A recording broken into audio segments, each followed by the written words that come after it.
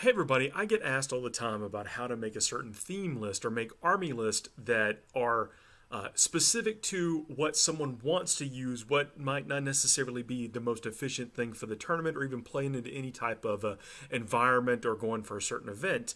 So this time I'm talking about Black Templars. Black Templars are one of those chapters that have been kind of marginalized because their rules weren't necessarily awesome in previous editions, but now with 8th edition and lots of things are playable and even different than they used to be, I thought we'd take a look at a list that I put together specifically for Black Templars. You gotta hold with me here for the whole list. I got kind of a surprise at the end, not in the video, but in the list itself, something you might not expect, because it has to play into what I think is going to make Black Templars successful.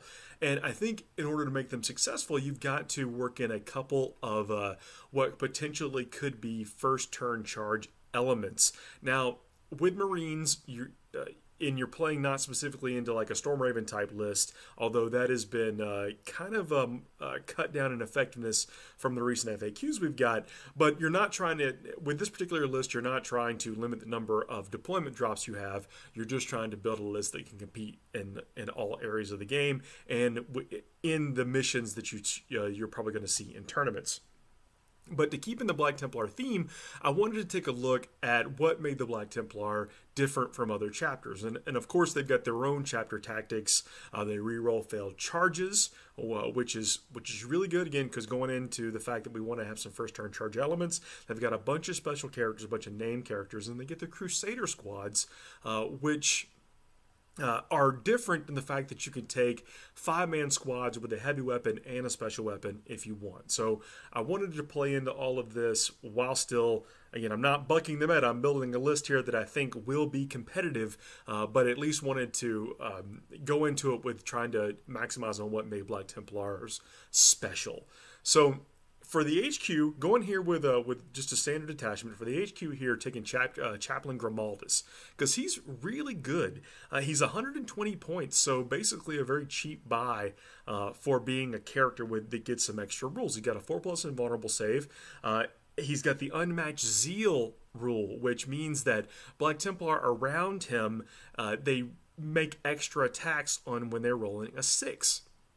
And with the number of attacks you're going to get at least a few 6s, so you're going to get extra attacks out of this guy, almost guaranteed. So I think he's an auto include. He also has litanies of hate. You can reroll any failed hit rolls. Again, going and shooting for those 6s. And then all Black Templar can use his leadership. And he's not that bad. He's only got 3 attacks. He's a 4-wound character, which you know that the kind of the 5 is that start to be awesome wound number for Space Marines or in characters in general. But he's got 4 wounds, but he's a support character. He's one of those characters that are going to beef up the units around him. And then I went with the Emperor's Champion. The Emperor's Champion is 75 points. For 75 points, you really can't beat him. He's got 4 attacks and 4 wounds. But the Black Sword is +2 strength in combat and does -3 with D3 wounds. It's kind of like a force weapon, with extra strength. And then when he's fighting a character, he adds 1 attack and one to the Emperor's Champion strength and attack characteristic while he's within 1 inch of an enemy character. So that's pretty good. Giving this guy 5 attacks at strength 7, that's not bad, especially when he's swinging D3 damage. You can reroll any failed hit rolls made from this model in the fight phase when attacking characters. So he is a truck. He's built for killing characters. He has a 4+ invulnerable save, so he's going to be durable. Both those characters we just talked about have the 4+ invulnerable save, which is big, especially when you're going to be fighting things that do have a -1, -2 armor save almost all the time. So getting that invulnerable locked-in armor save helps you protect your wounds. Here's where we start to get a little bit off the page from what you might expect.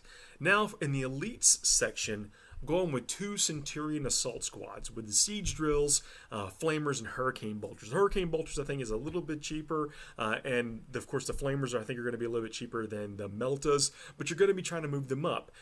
In the troop section, I also have 3 Crusader squads, each with a las cannon, a power fist, and a Melta gun, just to give them, flexibility, ultimate flexibility, but also put them in Razorback. So I see these guys, the Centurion, the assault squads moving behind the Razorbacks with the Crusaders inside, so you're going to get to push up and get them into hopefully what is assault range pretty quickly while not losing a bunch of them on the way there. Your enemy's going to have, or I should say your opponent's going to have way more things to shoot at. So they're not going to necessarily be focused on the Centurion Assault Squad. They're going to have more things in their face. And anytime you can put decision points on your opponent, there's a potential they make the worst choice for them. And there may not be necessarily bad choices for them, but there could certainly be the worst choice and a choice that's better for you, and that's what you want. So remember, the 3 Crusader Squads are going to be in Razorbacks, and then 2 Terminator Assault Squads filling out that elite slot, elite section. Terminators with Thunderhammers and Storm Shields. Coming in, it's like 260 per squad, but they've got the teleport rule with the teleport homers, which give you, you place the teleport homer in the beginning of the game, you can jump these guys around, but then you can teleport strike them and then force, again, you're trying to get these rerolls off on your charges to force some first turn aggression on your opponent. You want them feeling like they don't really have a safe place to deploy, and you want them making different decisions. You want to get them playing your game. So when you're playing an assault-based list, or a list that has a big assault element, you want them all up in the face. You want to have as many points in your opponent's face as possible, and so you've got to move everything up. The Rhinos in this case, now granted, I think we're going to see a lot more missions and tournaments that rely on infantry to score certain objectives like relics, or having more objectives be like relics. Or in the FTM packet, you can see there's I think the Emperor's Will needs to have infantry control that. So there's going to be a big need for infantry. But in this particular list, no matter what format you're playing in, the Razorbacks are there to screenshots, to push the Crusaders up, and also screenshots on the Centurions. Anyway, I think it's pretty good to have moving terrain. Again, you won't rely on necessarily what the table has. You've got your own terrain that you're moving around. Then the Terminators, and then here comes the kind of surprise thing I was telling you about. Going with the detachment and let you focus on elite choices. Taking 3 Eversor assassins and then a canonist as their HQ.